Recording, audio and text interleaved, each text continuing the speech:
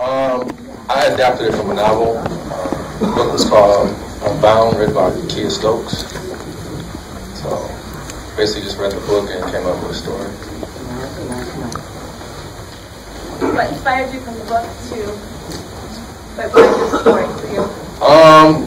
You remember the movie Five Heartbeats when Robert Townsend made the announcement and he said, I want to his brother. I want to thank my brother for sleeping with my wife, but now I have something to write about. When my girlfriend had broke up with me, right around the time I was asked to do this movie. And she, for something that I did, and it took forever for her to forgive me. She never forgave me. And I just had a problem with that. Like, you know, it's a universal word. It's something that we all have to deal with. And I felt like at some point, you should forgive. Or it can kind of backfire, or like a two-edged sword and start to affect you. I believe it causes sickness and illness when you hold in grudges and things like that. So she inspired me to write. And so you said it was adapted from a book? Yes. What did it take for you to get the rights, or were you affiliated with the writer? Well, Donald Pugh, the executive producer, called me and asked me could I make a movie of the book. When he sent me the book, I was like, yeah, I just need to make some changes. I need the freedom to change the story of mine to how I would like it. That was No, I actually shot my interiors here in LA, and I shot some of the exteriors, establishing shots in Canton, Mississippi. Okay. So majority of the movie, about 80% of it was done in LA. Yeah. How long did it take to shoot? Well, we shot a good percentage of the movie in about 12 days, and then I had to go get pickups and matching shots, exterior shots, establishing shots, whatever it took to make the movie.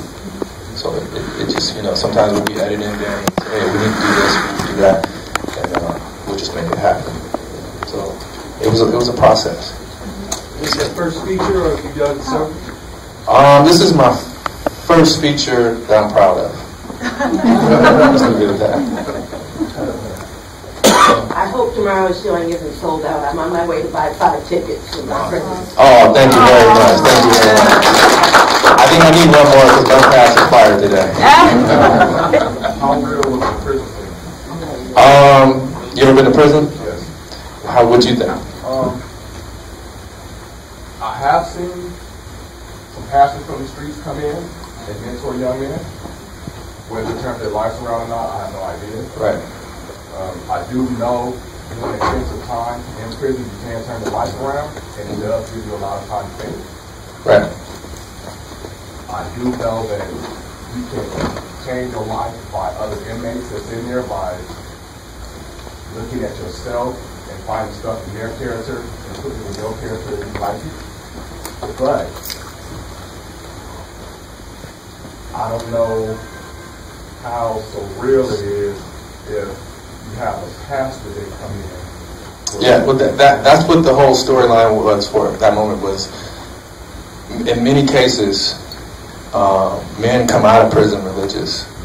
You don't find too many holy or religious men go in, including the Muslims. Most men convert when they go to prison. That's what he said. He said that. You know, how many times do we see Muslims come to prison? We see Muslims leaving prison, but we see Christians come every day.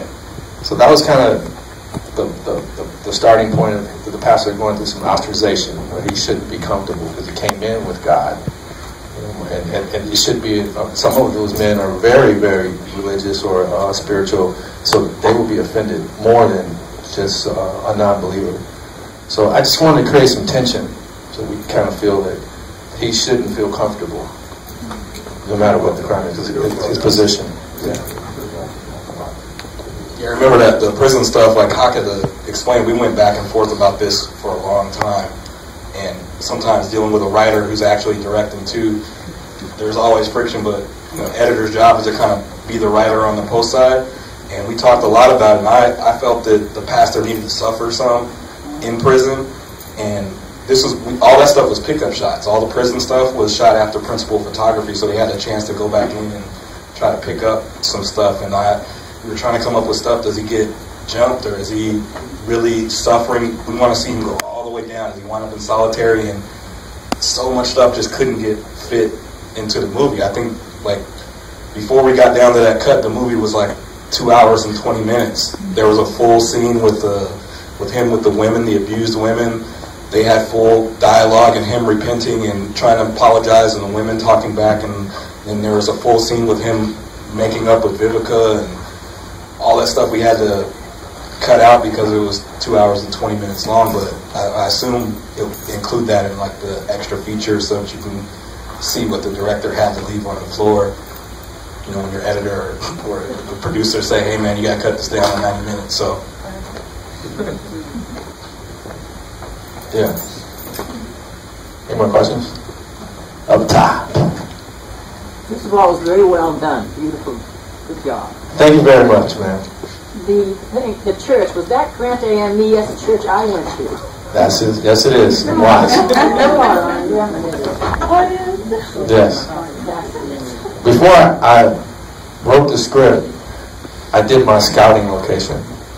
Like, I wanted to know what to write. So I probably visited maybe 30 to 50 churches in about a month's time to see what church would give me that southern feel, size, the traditional look. And Grant was a perfect look, and being from Watts, it was easy for me to go in there and talk to a few people. It worked out good. So, Is 90 minutes more marketable than, let's say, 102 minutes or 104 minutes? Why? Well, the reason why I did that was we wanted to, I feel, do you think this movie is television, a TV movie? That's a question. Yes. Right. So I wanted to make it friendly to television right out the gate. So the distributors or the networks would see that it's ready. Normally 90 minutes because you're going to need time for commercials.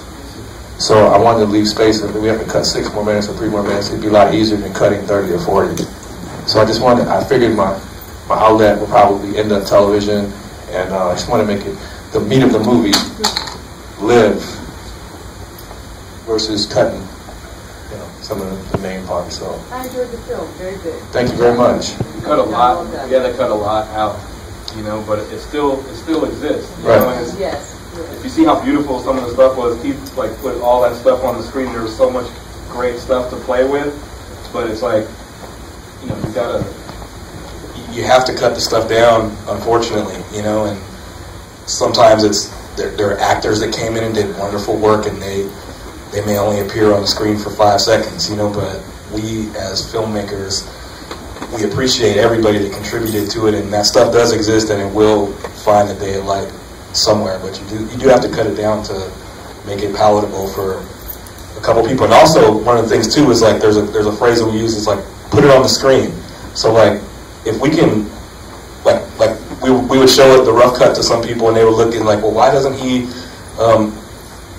just gets off the hook, or he everything's cool with him and Vivica? Like, how did that pan out? And it's like, well, if you look at her face says it all. Like, she's not really feeling him, and we could leave a 15-minute scene in there where they're talking about please forgive me and all that, but if you look at her face, you can say it in 5 seconds. You just have to maybe watch it again. But we did our best with the time parameters to try to get it in for the film. We're just so blessed and thankful for Donald to stick with it and allow artists like us to have a platform to play. And thank you to Pan African Film Festival for giving us a platform to debut. We still have some cleaning up to do, but I think, like Hawk said, it is something that we can be proud of.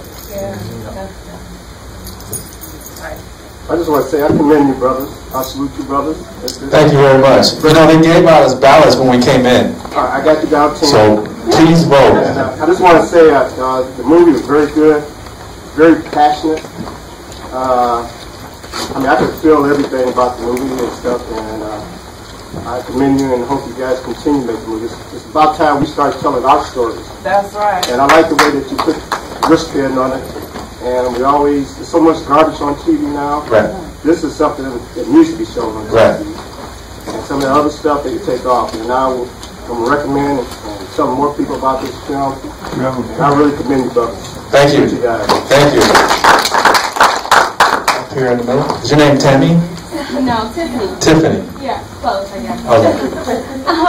Very good job. Lovely work. Thank you. I just appreciated so much how refreshing it was not to see the pastor just like, I guess a stereotype, if you will, just like, oh, he's cheating with the girl. That's so predictable. I really like the spin on like what you guys did with it. That was so interesting.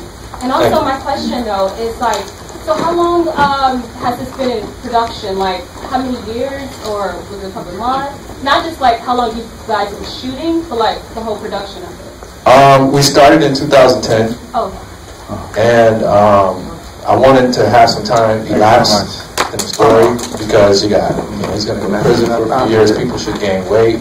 Everyone should have a new look in a few years. So over maybe a 4-year period, we shot maybe a year worth of work, and then we took a break, came back, and wrapped it up. And did you keep the same cast the whole time? Did you keep your lead actor? Oh yeah, Richard was the lead actor. Yeah, throughout the whole. Oh yeah. Okay. To be honest with you, we just finished our film this Saturday. I know it was due in November. I lied. It was never done. I just finished it. So we got released, and half the ADR I was asleep, so I didn't get a chance to see it till today.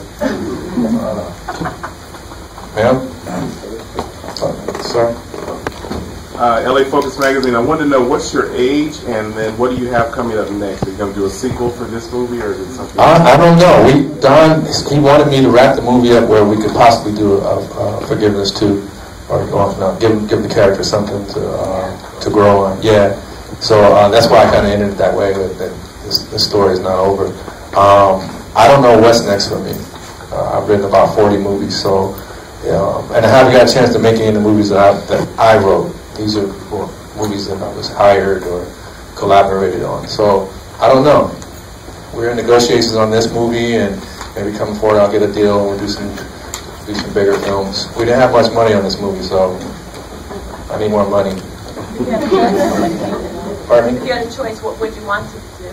My next movie? Yeah. It's a film called 18th and Vine. The log line is, during the Great Depression, we didn't know there was one. Duke Ellington said that. So, and when he said, he didn't mean, when he said we, he was talking about him, Ella Fitzgerald, Sammy Parker, Louis Armstrong, Billie Holiday. During the Great Depression, they were balding. Life wasn't bad. We didn't have a bad life during the Great Depression because we were so independent. We had our own Negro League baseball. We had our own nightclubs. There's a lot. It's basically Harlem Nights meets Rosewood. That story, 18th and Vine. So that's the one I would like to do. It's about a $30 million budget. One thing I did want to say is that, like independent filmmakers, we're always complaining about not having resources. Like, oh, we don't have enough money, we don't have enough time, and stuff like that. But it takes so much to get this stuff done. I really have to take my hat off to Don for giving us what we had to do what it is that we did do. It's so hard to put a film in the can, and to bring together people like Keith. I mean, it's an A-level DP. You know, when he's not working with like Oliver Stones and these guys, he's working with us shooting down on Crenshaw somewhere, and it's just such a blessing. It's a testament to Hakim and how much passion he put into the writing. A testament to Don for putting the stuff together, and the producers like Amy and stuff. To be able to pull together guys that will ride out for a 5-year period, helping finish a film it's ridiculously difficult, but you know, we did it. We still have some work to do, but it was a blessing, but it's a testament to good writer. He's a cat that deserves a shot, and we put everything that we had behind him. So when you ask what's next, I hope it's big things. I think he's one of those people that deserves to have a shot. You know, because like you said, there are a lot of pieces of crap out there that are getting on, and you know, he deserves a shot. So we put our effort into it, and it means a lot for you guys to sit here and watch this film and give us constructive feedback. And we're going to keep pushing. You'll see us again. Where did you brothers go to school, and what made you brothers invest in filmmaking? Because sometimes it's not very lucrative when you're doing independent films. So what made you don't make money? What made you brothers join in on the project, and where did you get your training from? You want me to answer all those questions? No, you want to answer everybody? Okay. Oh, well, me personally, I went to Morehouse College. I majored in finance. Had nothing to do with filmmaking. But in my junior year, I realized that this is what I wanted to do, and it was too late to change back from my major. So. Then you went to a coma. Yeah, I've been through so much. I don't know where to start, but it really was. I knew I wanted to do this when I was a kid. As a child, my brothers and cousins and friends, we all played movies over and over and over. To this day, Danny and I will be playing Boys in the Hood, and we know every dialogue to almost 50 different movies. So we just sit around, we just make movies, and we're not making movies. So and I remember in college, I had an English instructor. Well, to go to college, I had an English instructor. I asked her to give me a reference to go to Morehouse, and she said I was one of the best writers she's taught in 20-something years, and she thought that I should go to a Big Ten school and major in English, and she'd never heard of Morehouse, and I got upset. She didn't give me the reference. She said, "I'll write it, but I can't. I'll give you my honest opinion. You should go to a Big Ten school and major in English." So I went to another recommendation, and it was a black physician. He gave me his recommendation. I went on to Morehouse anyway, and majored in finance, and then I ended up becoming a writer. So I called her up one day and I said, "Dr. Aspen, you're right. Yeah, I'm the student you said was the best writer you ever taught. Do you remember me?" She goes, "I don't remember your name, but I know who you are. What did you do?" And I said, "Well, I'm in Hollywood. I'm a writer." "You're right. I should have majored in English." I went to Harvard Westlake High School here, and then went to Ithaca College to study television and radio. And when I got out, I worked for several networks and decided to start my own business. So I've owned my own post-production business for 15 years now, just editing movies. So I probably maybe have like 30 movies that I've edited, but I'm finally getting to a point where I'm proud of some of the stuff that I'm working on. All the stuff that I've truly enjoyed working on, Keith has shot. So it's just wonderful to be able to work with these guys. But yeah, I'm an LA guy. I went to Harvard Westlake and went to school in New York at Ithaca College for college, and then came back and started my own business. And still here. Hi. I'd like to commend you guys on doing a phenomenal job on the film. It's fantastic, and also for having the courage to use the church as a platform for the subjects that you actually address. If you go mainstream with this, which we're all behind you on that, are you prepared for maybe some of the criticism you may get for the subject that the platform that you use for the subject? Yeah, I thought that was my purpose. When I started writing the story, I wanted to have a Tyler Perry story meets Perry Mason. I felt like, all of us in this auditorium, who's ever seen their pastor and their wife argue?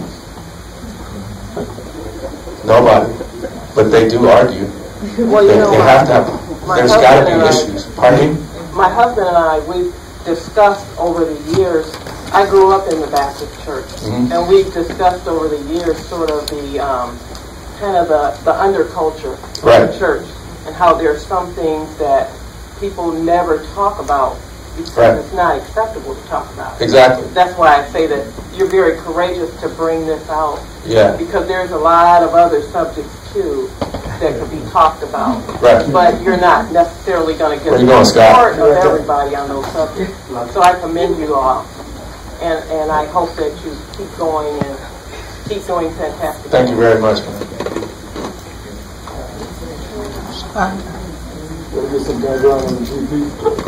Keith Smith. I'll let him do talk. Yeah, my name is Keith Smith. I grew up in New Orleans and I shot news for I think like 4 years down there. Then applied to film school out here in LA. To the American Film Institute. Went there and hooked up with Oliver Stone and did about maybe 4 or 5 films with him. And been shooting and grinding ever since, actually. Shooting small projects and trying to get my name on. Yes, ma'am. There was a certain tension in that film that I haven't felt in a long time. Oh, no. Just really felt your attention. And then it let you go, and you go, Well, maybe he's not good. But that tension, that was a big part of that film. I really enjoyed that. Because it just held your attention throughout the whole movie. You guys tell me if this worked. I thought, can I take the protagonist, make him an antagonist, and then take the antagonist and make them a protagonist, and then switch them back?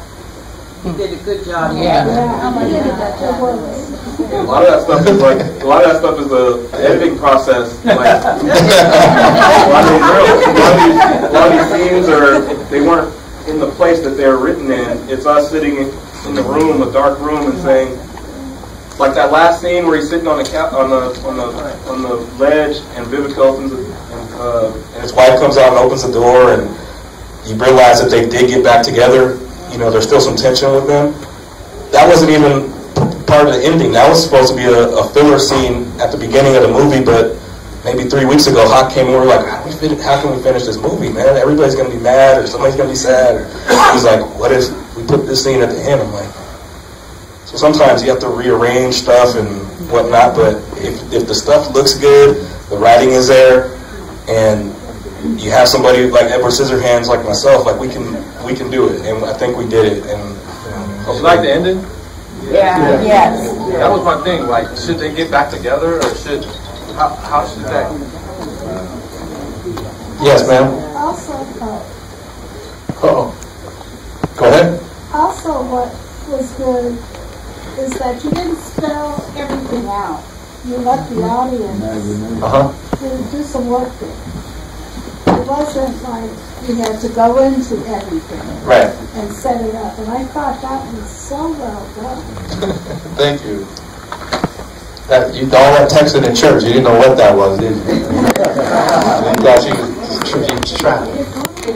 It's interesting how we can rationalize, we all do it. As he rationalized, I'm getting back, I'm doing this, I'm doing that, right? We can all relate to that. Because it's okay because I'm building that. And also what I liked about the fellow who was drinking and detective, he became in the end redemptive. He threw all the alcohol out now. You know what I'm saying? I thought that was a beautiful piece. Now, I don't know if you did that, but you said you took this whole thing from another story. What I wrote it? Yes. Yeah, we kind of collaborated there. Pardon me? The cop's backstory. Yeah, it was, Adam was here, the detective, and he's also a writer and an acting coach. He was on Young and the Restless, right? Yeah. Young and Restless for about 10 years. Yeah. So, working with him, it was just like, it was so much fun because he's so creative. There were times he would show up, he showed up with that badge with his own picture. We never made that. So he was always ready for his character, and he took it and ran with it. So that was the thing. As we got closer to editing the movie, one of the things we thought was we need more conclusion with him. We need to show that he forgave himself and he moved on. So and that's how his cemetery scene starts the movie off. So you quickly forget about it. You don't know what is he talking about, redemption and forgiveness, and then you see it after he wins his case and he kind of freed his spirit of the baggage that he's had. He goes back to the cemetery, and it's real brief, but we had discussions about it. It's like, hey, the only way we can do it is going to be 5 or 10 minutes of exposition, and we can't afford that. So 2 or 3 shots, let him sit back down at the gravesite and have him run, show that he's poured his alcohol out and he's got his life back together. And that is what it is, Another comment. I really think the film-going community is starving for intelligent, provocative stories. We want intelligent stories that are compelling, that are real. I really appreciated you expanding and just kind of bringing to light the contradiction, which is a part of, all genres, and including the church. I mean, that's a real sensitive subject, as the sister was talking about over here. Just exploring the contradictions. And we want to see more intelligent films. Wouldn't we all agree? The dumbing down of America is just too much. It's too much. Yeah. And people engage, and we're just starving for some intelligent stories that aren't over the top, that aren't just so unbelievable that it's just insulting. Right. And so I take off every year a week to see films at the Pan African Film Festival because it's just something that we look forward to. So again, I really encourage you to continue on, and you did some real good work with this film, and it has a lot of possibilities, so congratulations again. Thank you. Thank you so much.